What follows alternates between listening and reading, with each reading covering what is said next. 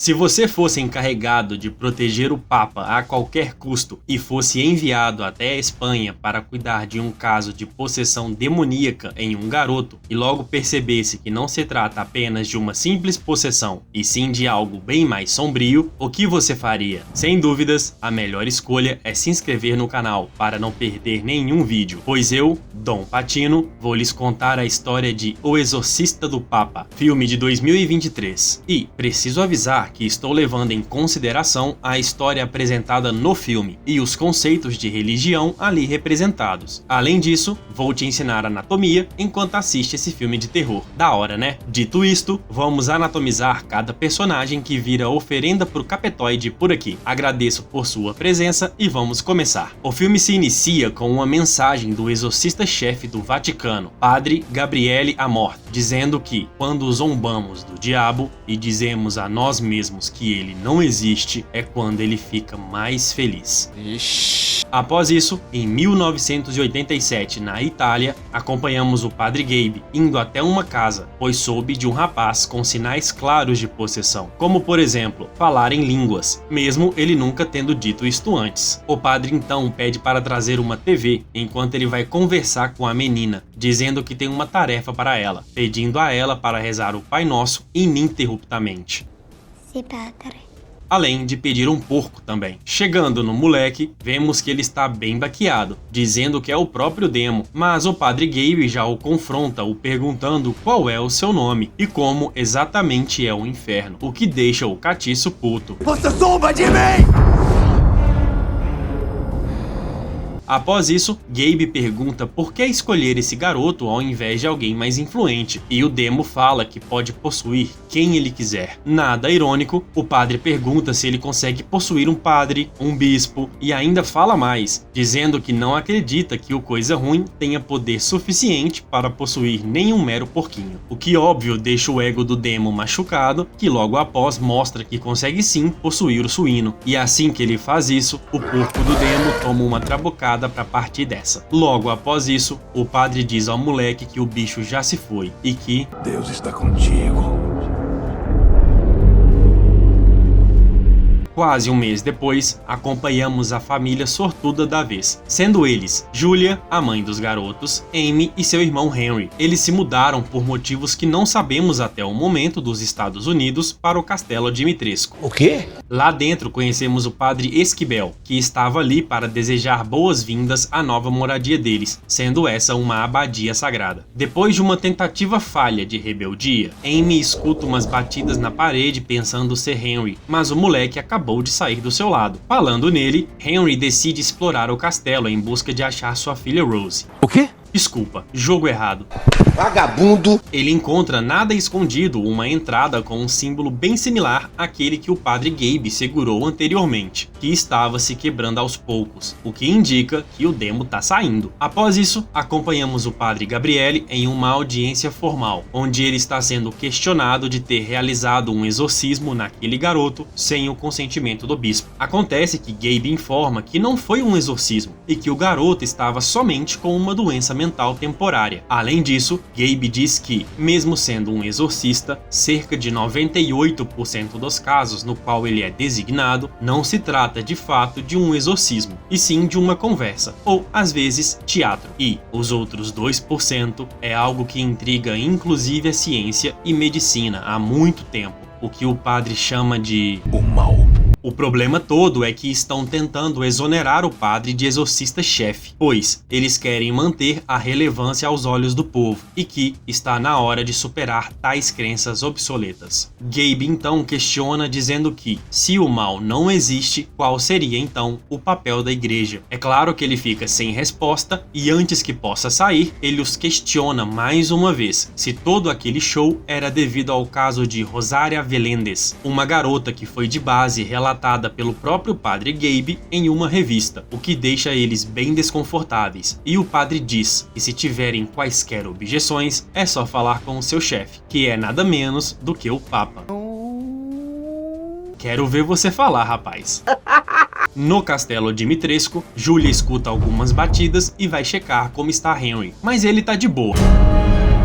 Após isso, os caras que estão trabalhando ali encontram o tal símbolo na parede, e quando um deles acende uma faísca, todo o lugar pega fogo, os deixando bem tostados. A cena é bem rápida, mas dá para anatomizar que um deles teve queimaduras intensas em toda a face lateral esquerda do rosto, pegando inclusive seu couro cabeludo do mesmo lado, além de todo o dimídio esquerdo do seu corpo também ter se queimado. Após isso, os caras dizem que não podem mais trabalhar ali, pois ninguém quer virar espetinho, né? Mas, como tudo pode piorar, Henry começa a convulsionar e, do nada, resolve voltar a falar coisas bem amorosas. Todos vocês vão morrer.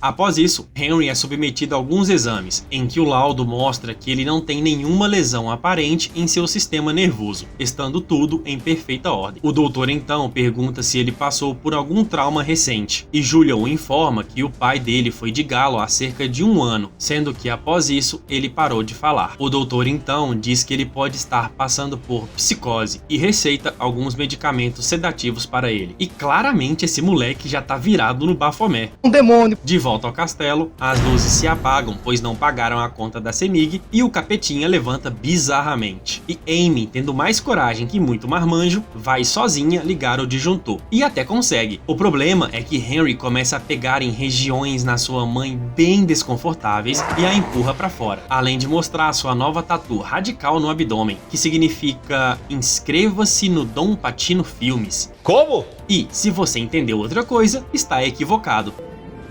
O moleque então pede para trazerem o padre, e Esquibel chega para tentar ajudá-los, e até consegue. Após isso, Gabrielle vai até o encontro do Papa e diz que todos eles o querem ver fraco, mas ele não é. Gabe o auxilia até sentar-se e eles conversam sobre as gerações mais jovens não creem nos demônios da mesma forma que eles, pois, para eles, é só uma ideia, e para os dois, é uma realidade, pois 200 anjos caídos, expulsos do céu, jogados debaixo do solo, não é um simples conto de fadas. Após isso, o Papa diz que um caso requer sua atenção na Espanha, pois lá tem uma coisa que o preocupa bastante, porque a possessão do garoto está progredindo muito rápido, tendo em vista que o incidente ocorreu em solo sagrado, sendo este local, inclusive, foi causa de muitos problemas à igreja. Eu sinto um grande mal vindo de lá.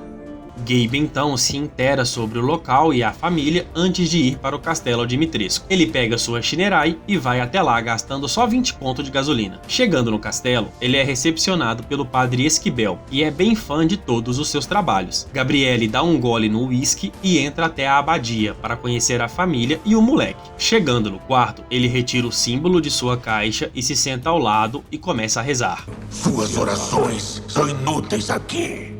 Após Gabe ver outra íris se formar diante dos seus olhos, ele pergunta o porquê de estar possuindo Henry, e o demo fala que gosta de destruir uma alma inocente, mas nada tão bom quanto a de um exorcista. O demo então fala que está ali pelo padre e que sabe de todos os seus pecados. Gabe então pergunta o seu nome e o capitão diz que o seu nome é Blasfêmia e Pesadelo.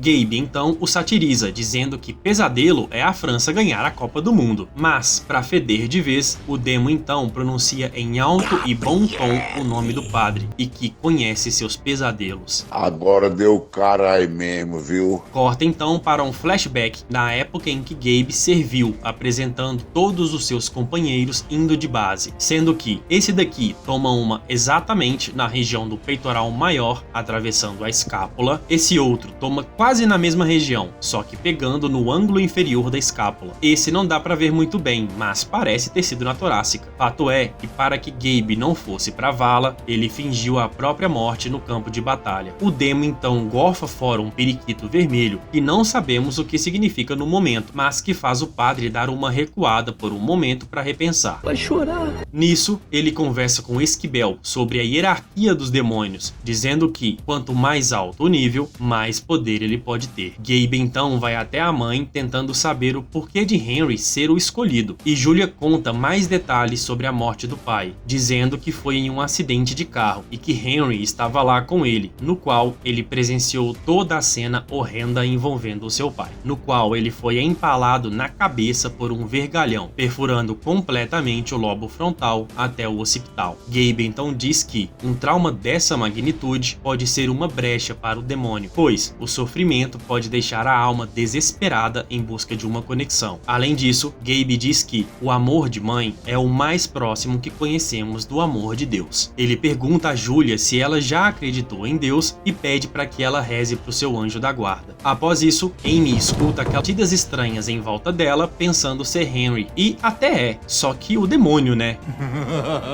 Amy então recebe a ligação de seu pai, mandando uma mensagem super carinhosa para ela. Todos vocês vão morrer. É claro que ela sai correndo para sua mãe dizendo o ocorrido, e Gabe diz para ela preparar um café pilão para manter todos acordados. Ele conversa com Esquibel que eles precisam descobrir o nome do demo o quanto antes, pois essa é a única forma de exorcizá-lo. Para isso, eles precisam rezar incessantemente para tal. Após isso, Gabe pede para Esquibel se confessar, mas como já tem 8 meses que ele não faz isso, Gabe o absolve rapidinho ali e lhe concede a função de rezar sem parar, e eles começam a preparar o ritual. Depois do capetão falar umas coisas de cunho mais 18, eles começam a rezar, e até dá certo, mas depois que Esquibel perde o foco, as luzes se apagam e a imagem de Rosália aparece na sua frente, com o tinhoso dizendo que mesmo que seus pecados foram perdoados, Gabrielle não consegue se perdoar pelo ocorrido, pois Rosália acabou indo de base durante um exorcismo de Gabe. Após isso, o demo volta para a criança e joga na cara de Esquibel que ele meio que estava degustando da filha de uma pessoa da igreja. Pesado, viu? Depois dele tentar esgoelar o menino, Gabe sai fora. Após Esquibel ter seus pecados vazados, ele confessa com Gabe, dizendo que essa garota era o amor de sua vida. Acontece que sua amada queria que Esquibel deixasse sua função, e o que ele fez foi dizer a ela o que ela queria ouvir, não saindo de sua função no final de tudo. Após Esquibel ser absolvido de seu pecado, Gabe conta sobre quem foi Rosária, dizendo que ela era uma menina que ele deveria ter salvo. Além disso, ele diz que Henry tem pouco tempo restante e entrega uma oração em latim para Esquibel, pois as orações têm mais poder em latim. Após isso, Gabe percebe que mordeu a isca do capetoide e vai até a área externa e descobre lá um enorme selo do Vaticano. Com sua Shinerai, ele consegue retirar a tampa do poço, ao mesmo tempo em que Julia e Esquibel são atormentados pelo demo. Claro que o padre vai olhar o moleque demônio e ele consegue arrancar na bocada parte de sua orelha. Delícia. Mia também é lançada 15 metros na parede e se tranca no quarto. E depois dessa confusão básica, Gabe joga fogo no buraco e incendeia imediatamente. Nesse momento, eles entram no quarto da família e conseguem libertar Julia e Amy. E Gabe manda Esquibel levar as duas para a capela, pois a situação fedeu. Na capela, Gabe conduz Esquibel até um poço com um símbolo da Inquisição Espanhola, a época mais sombria da história da igreja, e que todos esses nas paredes são as pessoas que não quiseram se converter. Eles vão até o porão e encontram a porta com o símbolo do Vaticano. Eles a abrem, encontrando lá dentro uma grande catacumba e, dentro da jaula, Gabe encontra o último cardeal protetor, dizendo que essa jaula não era para prendê-lo, e sim para protegê-lo de algo, pois eles fazem isso quando o exorcismo de um demônio poderoso dá errado. Corta então para o Papa, no qual ele abre um livro antigo com os registros do castelo Dimitrisco, onde, em seu conteúdo, tudo havia sido editado, com uma frase dizendo que seus pecados virão te buscar, exatamente como está acontecendo na abadia. E, mais ao fundo, o Papa encontra uma carta do próprio cardeal protetor, contendo a informação de que um grande mal tomou conta da abadia e que ele precisa ser enterrado ali para sempre, pois todas as tentativas de exorcismos falharam e que agora o próprio bicho ruim havia tomado aquele lugar. O problema é que o Papa começa a ter uma provável taquicardia e precisou de oxigenação externa. Além disso, o padre começa a gorfar ketchup na boca do cara. Nesse meio tempo, Gabe então retira a chave do estômago do cardeal e dá acesso a um outro cômodo, e eles chegam até uma sala com o Frei de Jorrada sentado à frente, sendo este um dos maiores exorcistas de todos os tempos. Gabe encontra o diário dele, em que lá continha diversos relatos desse demônio datados desde 1475. Faz tempo. Além disso, Gabe encontra registros de que o próprio exorcista de Jorrada foi possuído, ou seja, tudo o que aconteceu após 1475, inclusive a Inquisição Espanhola, É obra do demônio.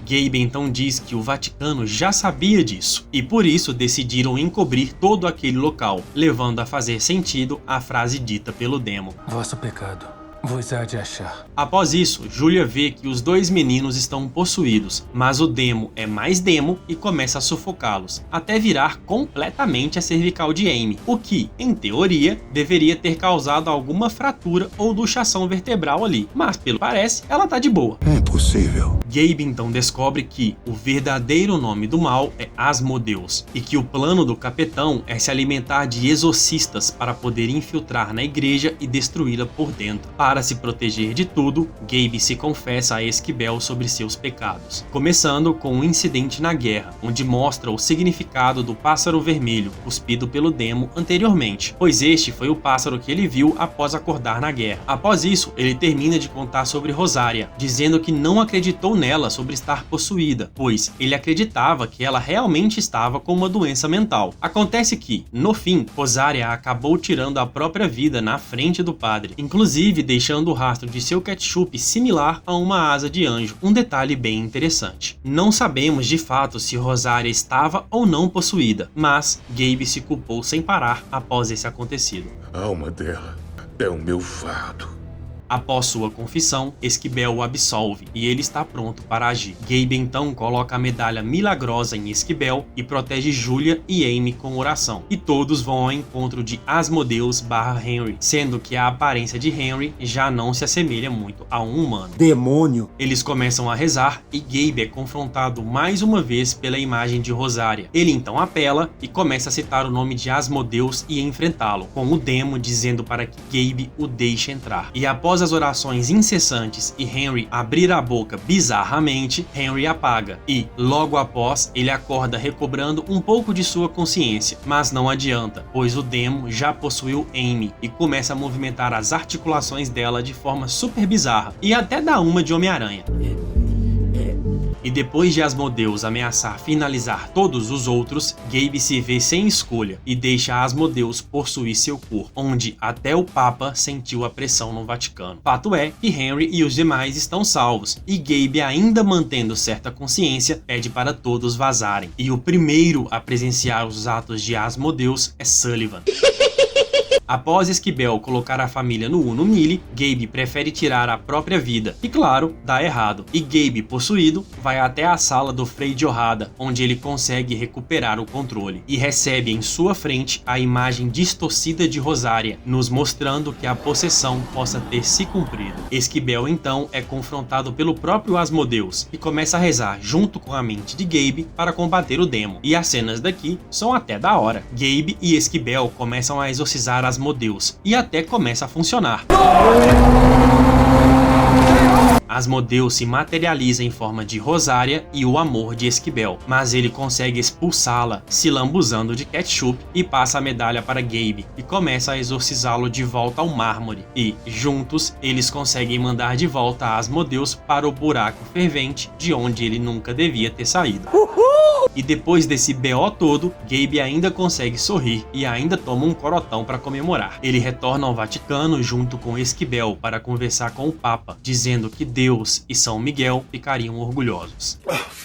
Após isso, Lumumba os leva até o local onde guardam a maior história cristã lá dentro. Lumumba os mostra que, além de Asmodeus, há outros 199 locais onde Deus não é bem-vindo, mostrando que Gabe e Esquibel terão bastante trabalho daqui pra frente. Após isso, o filme termina contando que o padre Gabriele serviu até sua morte em 2016, além de ter escrito muitos livros bons.